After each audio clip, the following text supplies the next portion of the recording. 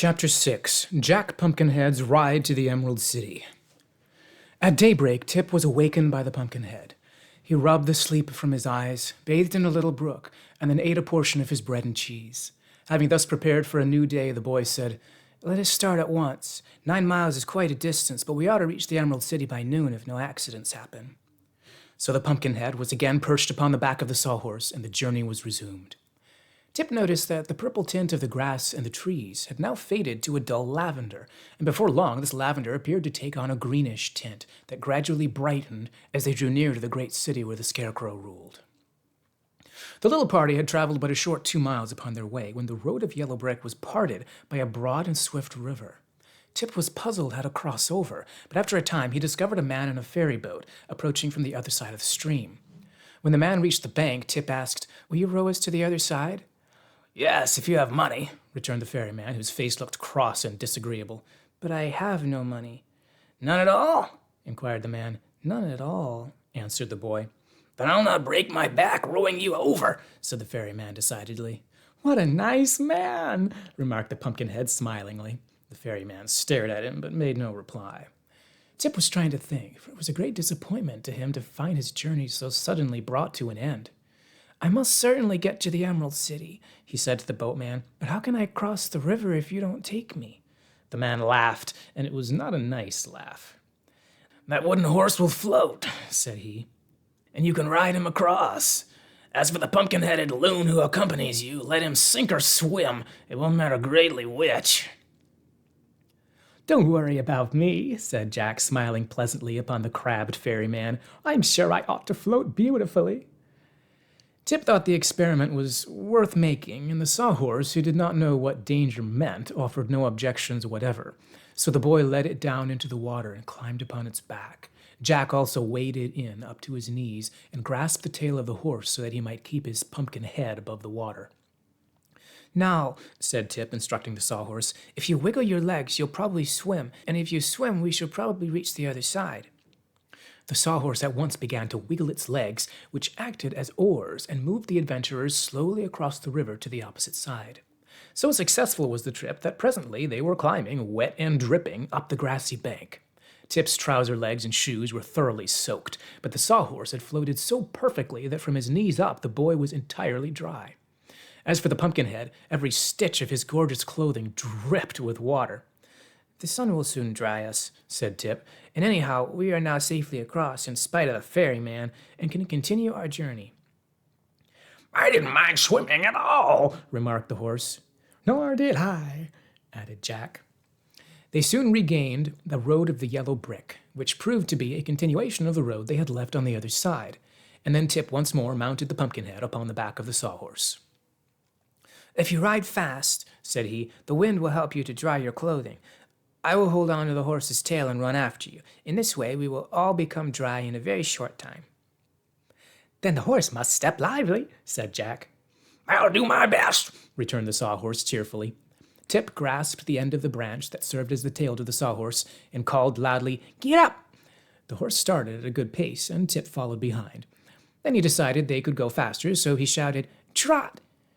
Now, the sawhorse remembered that this word was the command to go as fast as he could, so he began rocking along the road at a tremendous pace, and Tip had hard work running faster than he ever had before in his life to keep his feet.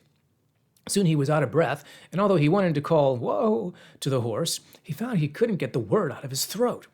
Then the end of the tail he was clutching, being nothing more than a dead branch, suddenly broke away, and the next minute the boy was rolling in the dust of the road, while the horse and its pumpkin-headed rider dashed on and quickly disappeared in the distance.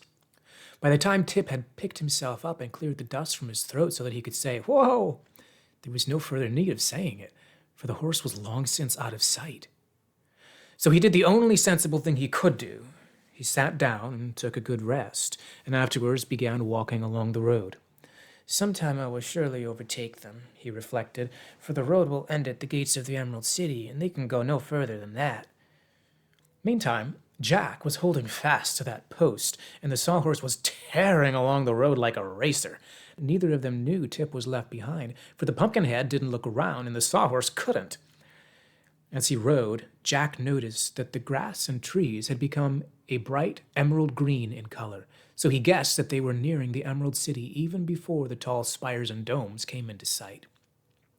At length, a high wall of green stone, studded thick with emeralds, loomed up before them, and fearing the sawhorse wouldn't know enough to stop and so might smash them both against this wall, Jack ventured to cry, "Whoa!" as loud as he could.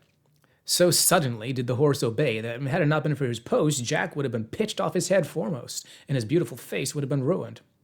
"That was a fast ride, dear father!" he exclaimed, and then, hearing no reply, he turned around and discovered for the first time that Tip was not there. This apparent desertion puzzled the Pumpkinhead and made him uneasy, and while he was wondering what had become of the boy and what he ought to do next under such trying circumstances, the gateway in the green wall opened and a man came out. This man was short and round, with a fat face that seemed remarkably good-natured. He was clothed all in green and wore a high, peaked green hat upon his head and green spectacles over his eyes. Bowing before the Pumpkinhead, he said, "I am the guardian of the gates of the Emerald City. May I inquire who you are and what is your business?" "My name is Jack Pumpkinhead," returned the other smilingly, "but as to my business, I haven't the least idea in the world what it is." The guardian of the gates looked surprised and shook his head as if dissatisfied with the reply. "What are you, a man or a pumpkin?" he asked politely. "Both, if you please," answered Jack. "And this wooden horse, is it alive?" questioned the guardian. The horse rolled one naughty eye upward and winked at Jack. Then it gave a prance and brought one leg down on the guardian's toes. "Ouch!" cried the man. "I'm sorry I asked that question, but the answer is most convincing. Have you any errands, sir, in the Emerald City?" "It seems to me that I have," replied the Pumpkinhead seriously, "but I cannot think what it is. My father knows all about it, but he's not here." "This is a strange affair, very strange," declared the guardian, "but you seem harmless. Folks do not smile so delightfully when they mean mischief."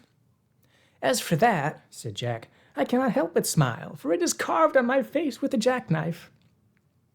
"Well, come with me into my room," resumed the guardian, "and I will see what can be done for you." So Jack rode the sawhorse through the gateway into a little room built into the wall. The guardian pulled a bell cord, and presently a very tall soldier, clothed in a green uniform, entered from the opposite door. This soldier carried a long green gun over his shoulder and had lovely green whiskers that fell quite to his knees.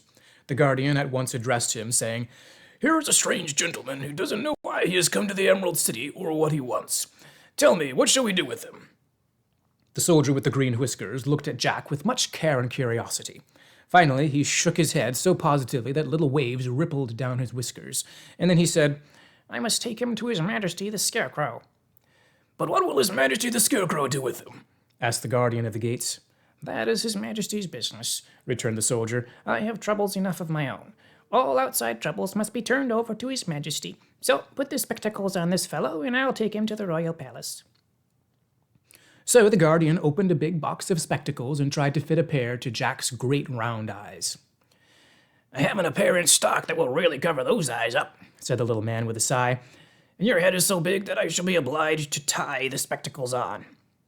"But why need I wear spectacles?" asked Jack. "It's the fashion here," said the soldier, "and they will keep you from being blinded by the glitter and glare of the gorgeous Emerald City." "Oh," exclaimed Jack, "tie them on by all means. I don't wish to be blinded." "Nor I," broke in the sawhorse. So a pair of green spectacles were quickly fastened over the bulging knots that served it for eyes. Then the soldier with the green whiskers led them through the inner gate, and they at once found themselves in the main street of the magnificent Emerald City. Sparkling green gems ornamented the fronts of the beautiful houses, and the towers and turrets were all faced with emeralds. Even the green marble pavement glittered with precious stones, and it was indeed a grand and marvelous sight to one who beheld it for the first time. However, the Pumpkinhead and the Sawhorse, knowing nothing of wealth and beauty, paid little attention to the wonderful sights they saw through their green spectacles. Nice little illustration here with the guardian of the gates there and the soldier with the green whiskers. "It's the fashion here," said the soldier, as they put on the spectacles. All right, back to the story. They calmly followed after the green soldier and scarcely noticed the crowds of green people who stared at them in surprise. When a green dog ran out and barked at them, the sawhorse promptly kicked at it with its wooden leg and sent the little animal howling into one of the houses. But nothing more serious than this happened to interrupt their progress to the royal palace. The Pumpkinhead wanted to ride up the green marble steps and straight into the Scarecrow's presence, but the soldier wouldn't permit that. So Jack dismounted with much difficulty, and the soldier led the sawhorse around to the rear while the soldier with the green whiskers escorted the Pumpkinhead into the palace by the front entrance. The stranger was left in a handsomely furnished waiting room while the soldier went to announce him. It so happened that at this hour His Majesty was at leisure and greatly bored for want of something to do, so he ordered his visitor to be shown at once into the throne room. Jack felt no fear or embarrassment at meeting the ruler of this magnificent city, for he was entirely ignorant of all worldly customs. But when he entered the room and saw for the first time His Majesty the Scarecrow seated upon his glittering throne, he stopped short in amazement. And there's them going there toward the... Oh, there's the gate there, and they're going in on the road there. Toward the palace. All right, now we're going to get His Majesty the Scarecrow. Look at that guy's beard, man. All right, see you in the next one.